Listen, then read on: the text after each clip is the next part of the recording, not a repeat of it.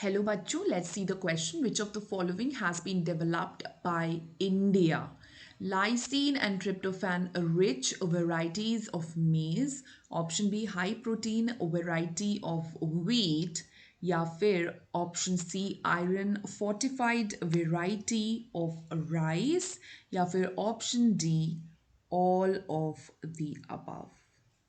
तो यहाँ पर हमें बताना है कि इंडिया के द्वारा इसमें से कौन सी बनाई गई है एंड बेसिकली एक्चुअली अगर आप इनके ऑप्शंस को देखो और समझो तो आपको समझ में आएगा कि they are talking about biofortification. ये बायो फोर्टिफिकेशन की बात कर रहे हैं।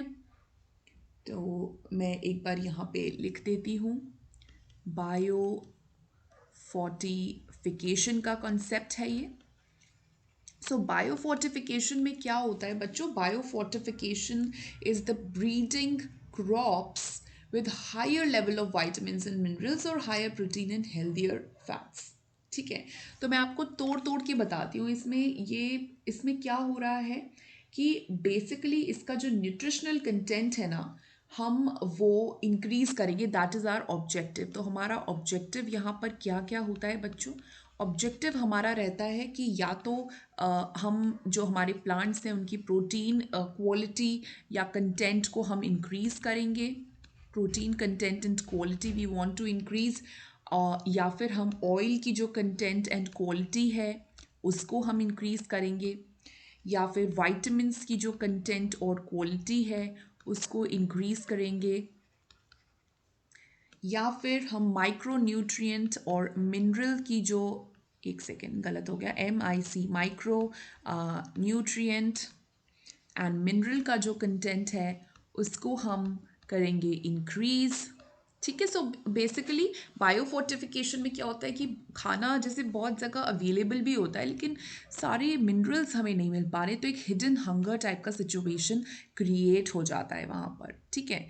सो हमें यहाँ पर देखना है, एक सेकेंड मैं इसको ज़रा इरेज कर देती हूँ यहाँ से। हाँ, तो हमें यहाँ पर देखना है कि इसमें से कौन से इंडिया द्वारा डेवलप किए गए हैं। तो एक एक करके चलिए डिस्कस कर लेते हैं जब आपको समझ में आ ही गया है कि बायोफोर्टिफिकेशन क्या है।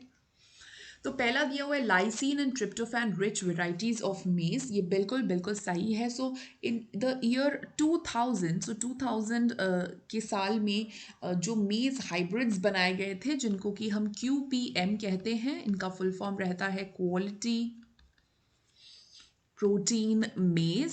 सो we made quality protein maize हमने बनाया था 2000 में, और इनके पास ना twice the amount of amino acid lysine and tryptophan. So yes, they were rich in lysine and tryptophan, very much rich, and this is the right answer. I mean this is the correct statement. But option B भी पढ़ते हैं, high protein variety of wheat. So yes, even this is correct. So एक wheat variety थी Atlas 66 के नाम से, तो उसमें व्हीट में प्रोटीन कंटेंट बढ़ा दिया। आप समझ रहे हो, व्हीट में कार्बोहाइड्रेट होता है, नॉर्मली प्रोटीन इतना होता भी नहीं है, लेकिन बायो फोर्टिफिकेशन करके अब हमने प्रोटीन भी बढ़ा दिए। तो अगर मान लीजिए किसी के पास इतने पैसे नहीं हैं कि वो फिश और ये सब चीज़ों में खरीद सके, तो वो व्हीट खा के भी अपनी प्रोटीन न्यूट्रिएंट्स को ओवरकम कर सकता है, प्रोटीन डेफिशिएंसी को ओवरकम कर सकता है। ऑप्शन सी की बात करें तो iron fortified variety of rice, तो yes, even this is right. और इस चावल का नाम था IR 68144। So yes, it has over 5 times as much as iron as in commonly consumed varieties, यानी कि 5 गुना आयरन इसमें आपको मिलेगा उन चावलों के कंपैरेटिवली जहाँ जिनमें कम है, 5x आयरन, तो it's like too much. So basically we have to see इसमें से कौन से हमारे देश में जनरेट किए गए हैं। सो बच्चों, ये सारे ही जनरेट किए गए हैं हमारे देश में। सो ऑप्शन डी हो जाएगा answer, all of the above. Best of luck.